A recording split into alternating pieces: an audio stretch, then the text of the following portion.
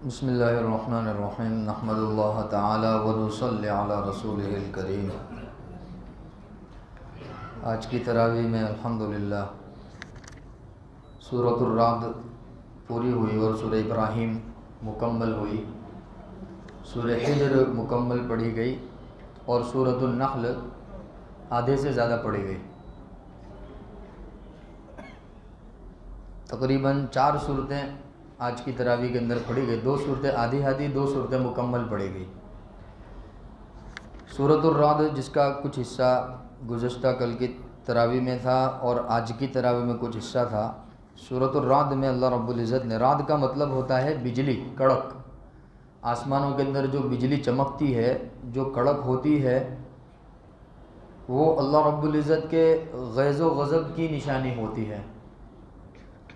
تو اس کے اندر اللہ رب العزت نے اپنی قدرت کو اور اپنی کبریائی کو بیان فرمایا ہے اس صورت کے اندر، اور یہ بات ارشاد فرمائی اللہ رب العزت نے کہ کائنات کی ہر شے ہماری تعریف کرتی ہے، یہاں تک کہ بجلی جو کڑکتی ہے وہ بجلی بھی اللہ رب العزت کی تعریف کرتی ہے۔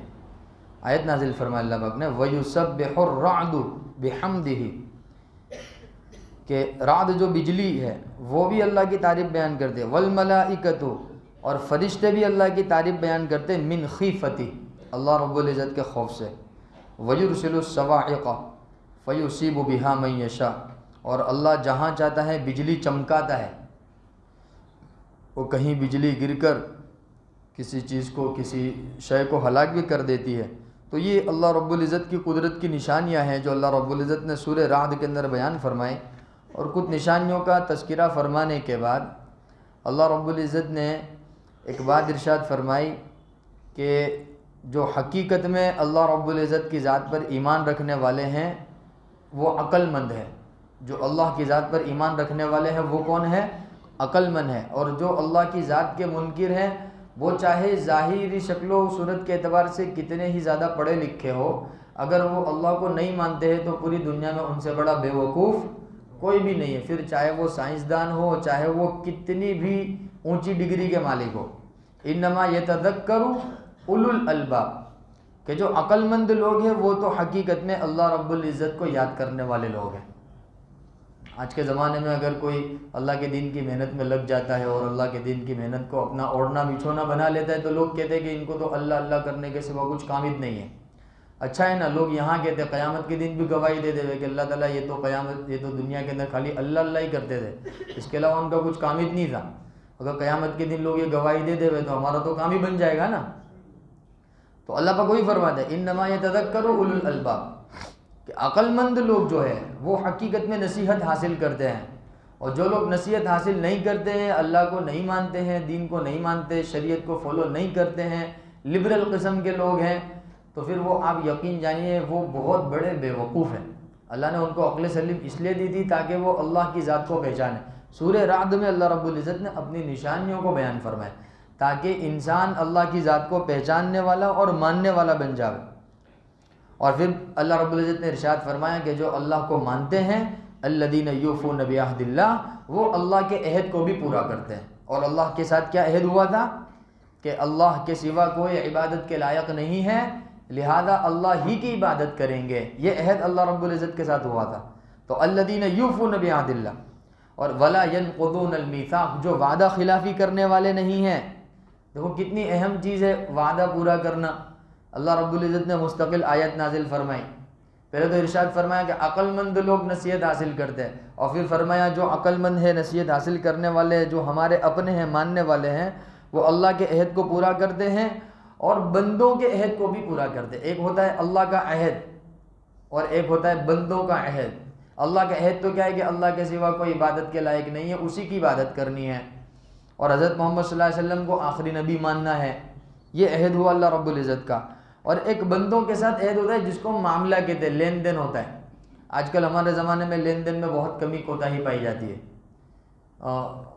وعدہ تو ہمارے یہاں ایسا ہے جیسے کانچ کے مانند ہے، کبھی بھی ٹوٹ سکتا ہے گا، اس کا کوئی بھروسہ، کوئی اعتبار نہیں ہے۔ اس لیے آج کے زمانے ایک دوسرے پر بھروسہ کیا ہو گیا؟ ختم ہو گیا۔ یہ کیوں ختم ہوا؟ ابتدا کہاں سے ہوئی؟ یہ یہاں سے ابتدا ہوئی۔ وعدہ خلافی کرنے کی وجہ سے. وعدہ خلافی کی اتنی اہمیت کیوں ہے؟ کیونکہ جب وعدہ خلافی ہوتی ہے تو اعتماد ختم ہو جاتا ہے، بھروسہ ختم ہو جاتا ہے، اور جب بھروسہ ختم ہو جاتا ہے تو پھر نا اتفاقیاں پیدا ہوتی ہے، اور جب نا اتفاقی پیدا ہوتی ہے تو وہ بات جھگڑے تک پہنچتی ہے، اور پھر جب جھگڑے پیدا ہوتے ہیں تو شیطان کا کام بن جاتا ہے. تو اس وجہ سے اللہ رب العزت نے جو جڑ ہیں اسی کو ختم فرما دیا اور فرمایا کہ اگر آپس میں لین دین کے معاملے میں کوئی بات آپس کی طے ہوئی ہو تو اس کو فالو کرو، اس کو پورا کرو، اور اگر اس وقت وہ کام نہیں ہو سکتا تو سامنے سے چل کر معذرت کر دو کہ بھائی میں نے وعدہ کیا تھا لیکن یہ کام نہیں ہو پائے گا، اس کو اور تم مدت لے لو اس کی. تو اللہ رب العزت نے اس کی اہمیت کو اجاگر فرمایا، کیونکہ مسلمانوں کے درمیان میں اتفاق اور یکجہتی برقرار رہے، یہ بہت ضروری ہے. تو بنیاد کو اللہ رب العزت نے ارشاد فرمایا لا ينقضون الميثاق، کہ عقل مند جو لوگ ہیں وہ اپنے عہد کو توڑتے نہیں ہیں. اور تیسری صفت ارشاد فرمائی والذین یصلون ما امر اللہ، اور جس چیز کا اللہ نے جوڑنے کا حکم دیا ہے وہ اس کو جوڑتے ہیں، یعنی رشتے ناتوں کو اللہ نے جوڑنے کا حکم دیا. اللہ کے نبی صلی اللہ علیہ وسلم کی حدیث ہے نا کہ سل من قطع، کہ جو تمہارے ساتھ رشتے ناتے کو توڑے اس کے ساتھ بھی تم اچھا معاملہ کرو، یعنی اس کے ساتھ بھی تم جوڑنے کا معاملہ کرو. تو اللہ رب العزت نے رشتے ناتے کو جوڑنے کا حکم دیا ہے. تو یہ ان کی صفت ہے عقل مندوں کی کہ وہ جوڑتے ہیں، توڑتے نہیں ہیں. اب جو توڑتے ہیں تو بے وقوف ہے، وہ ان کا ایگو ہٹ ہو جاتا ہے، ان کا دماغ کا پارا آسمان پہ چلا جاتا ہے، تکبر سے بھر جاتا ہے، وہ اپنے آپ کو بہت بڑا سمجھنے لگتے ہیں، یا آئی ایم سم تھنگ والی ان کی فیلنگ ہوتی ہے. تو سب ایسے لوگوں کے لیے یہ عقل مندی نہیں کہ بے وقوف ہے. عقل مند کون لوگ ہیں؟ اللہ پاک نے ارشاد فرمایا والذین یصلون ما امر اللہ بہ، جس چیز کا اللہ نے جوڑنے کا حکم دیا ہے وہ اس کو کیا کرتے ہیں؟ جوڑتے ہیں. ان یوصل. اور چوتھی صفت ارشاد فرمائی وَيَخْشَوْنَ رَبَّهُمْ، اور اللہ رب العزت سے ڈرتے ہیں. اللہ رب العزت سے کیا کرتے ہیں؟ ڈرتے ہیں. تو لہذا جب سود کا معاملہ آئے گا تو پیچھے ہٹ جائیں گے، زنا کا معاملہ آئے گا تو پیچھے ہٹ جائیں گے، چاہے دنیا والے سود کھاتے ہیں، چاہے دنیا والے زنا میں مبتلا ہے، چاہے دنیا والے جو بھی کرتے ہیں، لیکن کہ یہ عقل مند ہے، ایمان والا ہے کہ یہ سود سے پیچھے ہٹ جائے گا. کیوں؟ کیونکہ یہ اپنے اللہ سے ڈرتا ہے، اللہ کے سامنے کھڑے ہونے سے یہ کیا ہے؟ ڈرتا ہے. تو لہذا یہ اللہ رب العزت کی عزت کرتا ہے نا. آدمی دوسروں کی شرم بہت بھرتا ہے، ہم لوگ دوسرے کی عزتیں بہت کرتے ہیں کہ بھائی تمہاری عزت کرتا ہوں اس کے لیے کچھ بولتا نہیں ہوں، ایسا کہتے ہیں نا کہ بھائی تمہاری شرم میں کچھ نہیں بولتا ہوں. تو بھائی اللہ کی شرم بھر لو. اللہ تو ہر جگہ حاضر ہے، ناظر ہے، دیکھنے والا ہے، وہی کھلاتا ہے، وہی پلاتا ہے، وہی تندرستی دیتا ہے، بیماری سے شفا بھی وہی دیتا ہے، سب کچھ وہی کرتا ہے. تو لوگ جو بالکل نلے ہیں، کوئی کچھ کر نہیں سکتا ہے، اللہ رب العزت تو سب کچھ کر سکتا ہے گا. تو لوگوں کی اتنی ساری کیا کرنے؟ بھرم بھرنا. اللہ رب العزت کی شرم بھر لو بھائی، اور تنہائی میں لوگوں کے سامنے سب جگہ اللہ کی نافرمانی سے بچ جاؤ. سیدھی سی بات ہے. یخافون ربہم، یہ بہت اعلیٰ درجے کی صفت ہے کہ اللہ رب العزت سے ڈرتے ہیں. اللہ سے ڈرنے کا مطلب کیا ہے؟ کہ اللہ نے جن چیزوں سے منع کیا ہے اس سے رک جاتے ہیں. یہ اللہ کے خوف کی علامت ہے. اور اگر اللہ نے جن چیزوں سے منع کیا ہے اس سے نہیں رک رہا ہے، اس کا مطلب اللہ کا خوف دل میں نہیں ہے، اللہ کی شرم دل میں نہیں ہے. اس لیے مستقل اس کے اوپر ایک کتاب لکھی گئی ہے. حضرت مفتی سلمان منصور پوری صاحب نے کتاب لکھی ہے اللہ سے شرم کیجیے. ہم لوگوں سے بہت شرماتے ہیں نا، کوئی والد سے شرماتا ہے، کوئی امی سے شرماتا ہے، کوئی بیوی سے شرماتا ہے، کوئی بڑوں سے سمجھاتا ہے، کوئی اس سے شرماتا ہے، اس سے شرماتا ہے. اس لیے اکیلے میں گناہ کر دیتا ہے آدمی، سب کے سامنے گناہ کو شرم آتی ہے. تو سب سے زیادہ شرم کے لائق اگر کوئی ذات ہے تو وہ کون ہے؟ اللہ کی ذات ہے. کہ اللہ سے شرمانا چاہیے آدمی کو. جھوٹ بولتے وقت کس سے شرمانا چاہیے؟ اللہ سے. زنا کرتے وقت کس سے شرمانا چاہیے؟ اللہ سے شرمانا چاہیے. دغا بازی کرتے وقت، کسی کو دھوکہ دیتے وقت، وعدہ خلافی کرتے، یعنی جتنی بھی اللہ رب العزت کی نافرمانیاں ہو سکتی ہیں، امانت میں خیانت سے لے کر اخیر تک سب چیزوں کے اندر اگر ایمان والے کو شرمانا چاہیے تو کس سے شرمانا چاہیے؟ اللہ سے شرمانا چاہیے. بہرحال اللہ رب العزت نے یہ عقل مند ایمان والوں کی یہ 4 صفتیں ارشاد فرمائی جو بہت زیادہ اہم ہیں. پھر اس کے بعد اللہ رب العزت نے جنت کا اور جہنم کا تذکرہ فرمایا کہ اب جن کے اندر یہ صفتیں ہوگی تو پھر جنات عدن یدخلونہا، کہ وہ ان کے لیے باغات ہوں گے جس میں وہ داخل ہوں گے. ومن صلح من آبائہم وازواجہم وذریہ، یہ بہت اہم آیت ہے. اللہ رب العزت نے فرمایا کہ جنت میں وہ لوگ داخل ہوں گے جنہوں نے اپنے آپ کی بھی اصلاح کی. ومن صلح من آبائہم وازواجہم وذریاتہم، اور جو اپنے گھر والوں اور اپنی ذریت کو بھی کیا ہے؟ اصلاح کرنے والے ہیں، اور انہوں نے اپنے آپ کو جنت کے لائق بنایا. یعنی آدمی بسا اوقات خود دین پر عمل کر لیتا ہے لیکن اڑوس پڑوس پر توجہ نہیں دیتا ہے گا، اپنے گھر کے ماحول کی طرف اس کی توجہ نہیں ہوتی، بھائی اپنے حج کر لیا، اپنے نماز پڑھ لیتے، اپنا قرآن پاک کی تلاوت کر لیتے، کافی ہے کہ نہیں؟ اپنے اڑوس پڑوس، اپنے رشتہ دار، اپنے دوست و احباب، اپنے ملنے جلنے والے، کہ ان کو بھی اللہ کے دین کی طرف لانا ہے. تو پھر یہ استقبال ہے ان کا. والملائکۃ، کیسا استقبال ہے کہ یدخلون علیہم من کل باب، کہ فرشتے ہر دروازے سے ان کے پاس استقبال کے لیے آئیں گے قیامت کے دن. اور سلام علیکم بما صبرتم، سلام علیکم بما صبرتم. کوئی بہت بڑا آدمی دور سے سلام کرتے نا، اس کے سامنے جھک جاتے ہیں اور بالکل اس کے اعزاز اور اس کی تکریم میں ہم لوگ کس طرح یعنی اس کو دیکھنے کے لیے یا اس سے ملاقات کرنے کے لیے، اس سے گفتگو کرنے کے لیے ہم اندر سے بے چین ہوتے ہیں. تو اس سے کہیں زیادہ بے چینی کے ساتھ فرشتے جنتیوں کا استقبال کریں گے، جن کے اندر اوپر جو صفتیں بیان فرمائیں نا اللہ رب العزت، جن کے اندر وہ صفتیں ہوگی. تو پھر فرشتے کہ سلام علیکم بما صبرتم، سلام علیکم بما صبرتم فنعم عقبی الدار، کہ تمہارا استقبال ہو، تم پر اللہ رب العزت کی جانب سے سلامتی ہو کہ تم دنیا کے اندر جمے رہیں. دنیا کے اندر کیا ہوئے کہ جمے رہے، تم ہٹے نہیں، راستے سے بھٹکے نہیں، سیدھے راستے سے بھٹکے نہیں. گناہوں کے بہت سارے موقع تمہارے سامنے آئے لیکن تم نے ان موقعوں کو حاصل نہیں کیا، جمے رہیں اللہ رب العزت کی محبت کے ساتھ. تو فنعم عقبی الدار، اب تمہارا ٹھکانہ کیسا ہے؟ بہت بہترین ٹھکانہ ہے. یہاں تک کہ ان لوگوں کا تذکرہ جن کے اندر یہ صفتیں ہیں. اور پھر آگے والذین ینقضون عہد اللہ من بعد میثاقہ، وہی جو اوپر 4 صفتیں، اب جن کے اندر یہ صفتیں نہیں ہیں، اللہ کے عہد کو بھی پورا نہیں کرتے ہیں، لوگوں کے وعدے کو بھی پورا نہیں کرتے ہیں. وَيُفْسِدُونَ فِي الْأَرْضِ، زمین میں بھائی جھگڑتے رہتے، جھگڑا ہوئے جہاں دیکھو وہ بس جھگڑا کر کرتے. اس لیے وہ کالر اوپر کرنے والوں کو نا تھوڑا یہ آیت کریمہ پہ سوچنا چاہیے. بہت سے حضرات ہوتے ہیں نا، ان کی فطرت میں جھگڑا ہوتا ہے، جب دیکھو جب ان کا کیا وہ پارا آسمان میں ہی ہوتا ہے، غصے میں ہوتے ہیں، حضرت کو کوئی کچھ بول دے تو فوراً ناراض ہو جاتے ہیں. تو اللہ پاک بھی ارشاد فرماتا ہے کہ یفسدون فی الارض، جو زمین میں فساد مچاتے ہیں، ہماری زمین میں فساد مچانے والے، لڑائی جھگڑے کرنے والے، اولئک لہم اللعنۃ ولہم سوء الدار. اللہ پاک فرماتے ہیں کہ ان پر لعنت ہو اللہ رب العزت کی. کتنی عجیب و غریب بات ہے. یعنی اللہ رب العزت کہہ رہے ہیں، اللہ تو 70 ماہوں سے زیادہ محبت کرنے والے، ان اللہ غفور، ان اللہ حلیم، ان اللہ تواب، اللہ کی صفتیں ہیں. لیکن یہ جھگڑا یہ اللہ کو اتنا ناپسند ہے کہ اللہ رب العزت نے یہاں ارشاد فرمایا اولئک لہم اللعنۃ ولہم سوء الدار، کہ اب ایسے لوگوں کے لیے کہ ان پر اللہ کی لعنت ہو اور ان کے لیے برا ٹھکانہ. اللہ ہماری حفاظت فرماوے. پھر یہ دو گروہ کا اللہ رب العزت تذکرہ فرمایا. بہرحال سورہ رعد کے اندر یہی سب باتیں اللہ رب العزت نے ارشاد فرمائی. پھر سورہ رعد کے ختم پر اللہ رب العزت ختم ہونے کے بعد سورہ ابراہیم شروع فرمائے. سورہ ابراہیم کے اندر اللہ رب العزت نے حضرت ابراہیم اور حضرت اسماعیل علیہ السلام کی زندگی کے کچھ حالات بیان فرمائے، اور خاص کر ان کی دعائیں اللہ رب العزت کو بہت پسند آئی. اللہ رب العزت نے وہ دعائیں اس صورت میں سورہ ابراہیم میں نازل فرمائی. اس میں سے ایک دعا تو کیا ہے کہ ایک تو یہ کہ ربی انہن اضللن کثیرا من الناس، کہ اللہ تعالیٰ یہ جو معبودان باطل ہے، یعنی حضرت ابراہیم علیہ السلام کے جو باپ تھے آزر، وہ کیا ہے کہ پتھروں کے بت بنا کر اس کی پوجا کرتے، اس کی عبادت کرتے تھے. تو حضرت ابراہیم علیہ السلام نے اللہ پاک سے شکایت کی کہ ربی انہن اضللن کثیرا من الناس، کہ یہ بتوں کی وجہ سے لوگ گمراہ ہو رہے ہیں. اللہ رب العزت آپ اس کا کچھ فیصلہ فرمائیے. فمن تبعنی فانہ منی، جو میرے راستے پر چلے گا تو وہ مجھ سے ہے. ومن عصانی فانک غفور الرحیم، اور جو میری پیروی نہ کرے پھر چاہے وہ میرا باپ ہی کیوں نہ ہو، فانک غفور الرحیم، اے رب ذوالجلال آپ غفور الرحیم ہیں، آپ کچھ نہ کچھ معاملہ فرما دیجئے. پھر ایک دعا مانگی ربنا انی اسکنت من ذریتی بواد غیر ذی زرع عند بیتک المحرم.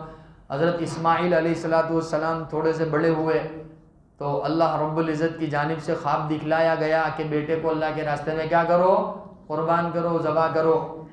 تو وادی غیر ذی زرع کے اندر اللہ رب العزت کے حکم سے اپنے بیٹے کو اور اپنی بیوی کو چھوڑ دیا، تنہائی کے اندر چھوڑ دیا. ایک لمبا واقعہ ہے حضرت ابراہیم علیہ السلام. اور وہ وادی کون سی تھی؟ یہ مکہ کی وادی تھی.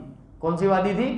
مکۃ المکرمہ کی وادی. یہ کوہ صفا اور کوہ مروہ، صفا مروہ کے درمیان جو سعی ہوتی ہے، یہی علاقے پر حضرت ابراہیم علیہ السلام اپنی اہلیہ کو اور اپنے بیٹے کو حضرت اسماعیل علیہ السلام کو چھوڑ کر گئے تھے. تو اس وقت انہوں نے دعا مانگی کہ رب ذوالجلال تیرے بھروسے چھوڑ کر جاتا ہوں، تو ان کی حفاظت فرما. ربنا انی اسکنت من ذریتی بواد غیر ذی زرع عند بیتک المحرم، تیرے بابرکت گھر کے پاس چھوڑ کر جاتا ہوں. ربنا لیقیموا الصلاۃ، کہ یہاں لوگ نماز قائم کرنے والے بن جاوے. فجعل افئدۃ من الناس تہوی الیہم، کہ یہاں لوگ جھک در جھک آنے والے بن جاوے. وارزقہم من الثمرات، اور یہاں جو جو لوگ آوے ان کو خوب رزق عطا فرما. لعلہم یشکرون، تاکہ وہ تیرا شکر ادا کرے.